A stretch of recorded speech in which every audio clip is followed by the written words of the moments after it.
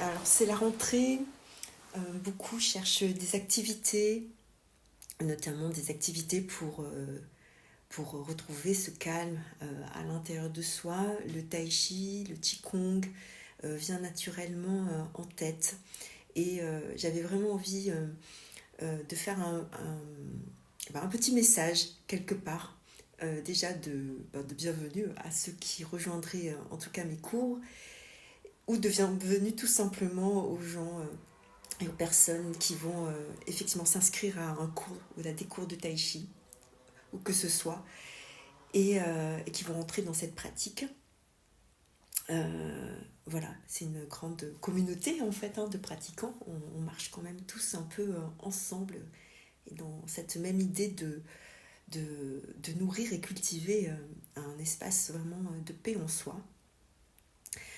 Et, et donc je voulais juste dire un mot, notamment par rapport à mon approche. On cherche à prendre une forme, donc on va être très attaché à vouloir apprendre une forme et la retenir. Mais pour ma part, je vais vraiment mettre le focus sur avant tout cette idée d'être avant de faire. Donc, le plus important au départ, lorsque vous allez commencer, n'est pas tellement de retenir une forme, ni de faire une forme exacte. De toute façon, c'est impossible puisque vous commencez.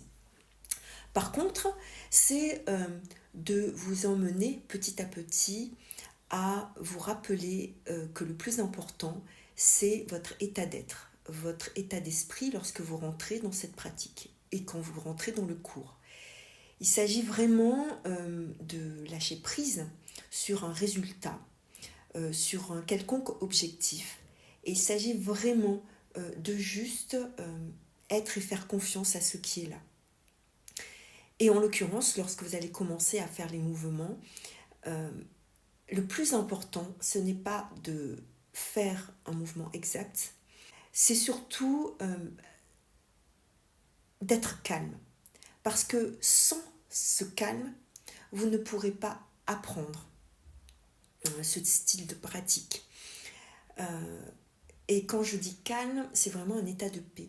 Parce que ce qui va se passer, parce qu'on est tellement habitué dans nos sociétés occidentales à apprendre avec le mental, donc déconnecté du corps, la première chose qui va vous challenger, c'est de rester calme. Parce que le mental va être extrêmement présent, vous dire « Ah non, mais c'est pas bien ce que je fais, oh mais non, mais je retiens pas, mais pourquoi on répète plein de fois comme ça, je m'ennuie ». Enfin voilà, il y a tout un tas de phases par lesquelles vous allez passer, mais en tout cas, ce qui est sûr qu'au début, vous allez froncer un peu les sourcils, et quand je vais vous dire de pratiquer un peu seul, eh bien, oh non, mais j'ai pas retenu, non, ça va pas aller. Et en fait, votre mental est en train de vous challenger.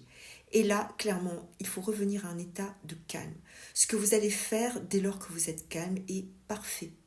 Il ne s'agit pas de reproduire de façon juste un mouvement, et je dis bien donc technique. Il s'agit avant tout d'être dans une qualité, d'être avec vous-même, et c'est ça le début de l'apprentissage, apprentissage et apprentissage. C'est extrêmement important de switcher ça.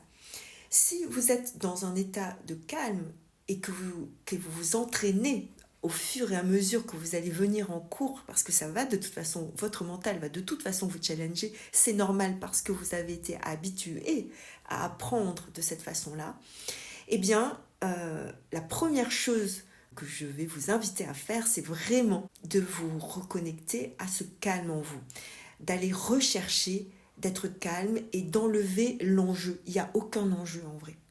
Il n'y a aucun enjeu. Personne, quand il arrive dans un cours, et notamment son premier, deuxième, troisième, voire 10e cours, ne sait le mouvement.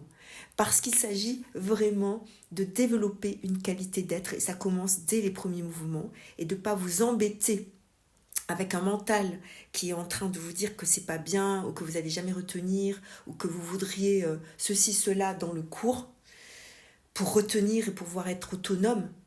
Non, ce qui est important vraiment, c'est cet état d'être.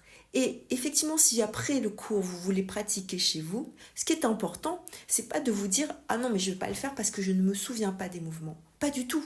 Surtout pas même. Non, vous allez bien faire le mouvement, mais surtout, ce dont vous vous rappelez, peu importe. Par contre, ce qui est juste, c'est votre état d'être.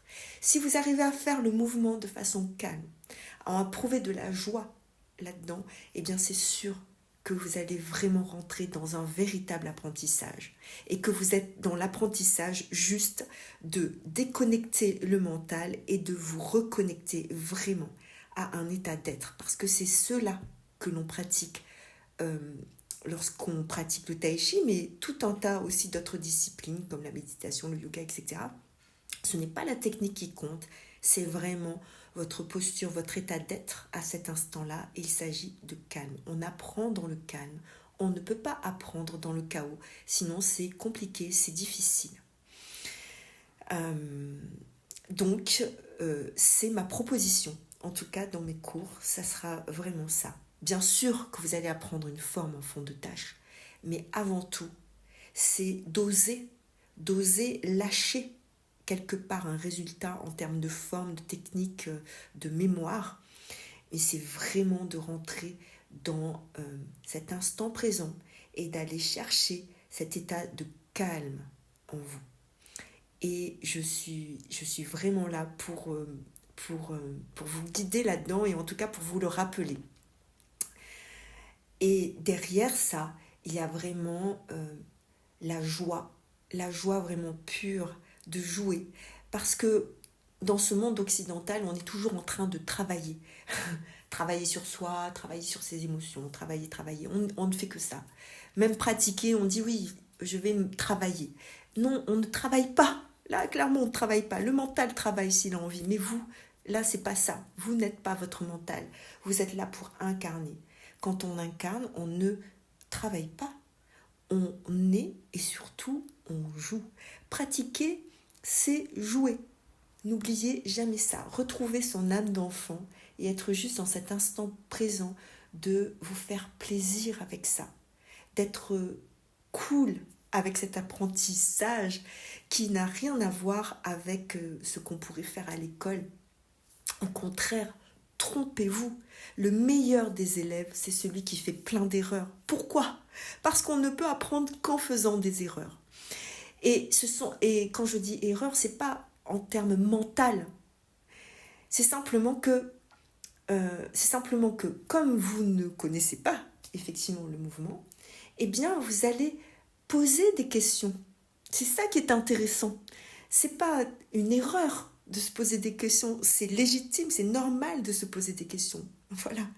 Et il faut poser des questions pour pouvoir avancer. Et pour se poser des questions, il faut pouvoir, entre guillemets, se tromper. Voilà. C'est logique, c'est normal, c'est naturel. Donc, ce que le mental condamne, eh bien, il ne faut plus le laisser le condamner. Le mental condamne l'erreur. Il ne s'autorise pas l'erreur. Il ne vous autorise pas l'erreur. Et de là, ça crée une tension et une pression qui vous empêche d'être calme. Donc, c'est aller à l'envers. C'est plutôt de poser que d'abord je suis calme et ensuite je fais le mouvement. Peu importe ce qui se passera dans votre mouvement, dès lors que vous êtes calme, le mouvement sera juste. Il sera parfait. Pas au sens du mental, mais au sens de l'être. Et c'est ça qu'on recherche dans toutes les pratiques. Et c'est ça que j'ai vraiment envie de transmettre, de partager avec vous. Voilà.